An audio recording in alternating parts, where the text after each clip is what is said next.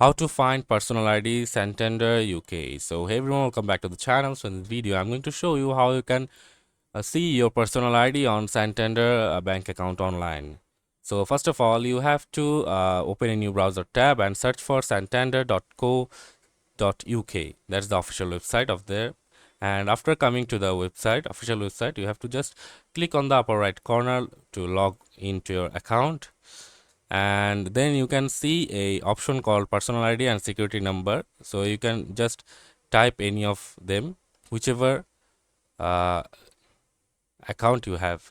So after that, after logging into your account, you will see this kind of dashboard there, and from there you have to just click on my account, and after clicking on that you can see all accounts option from here. In this dialog box, you will see all the accounts you have on the Santander account. You just have to select the account ID you want from the account, and just click on the account, and then you can see this option.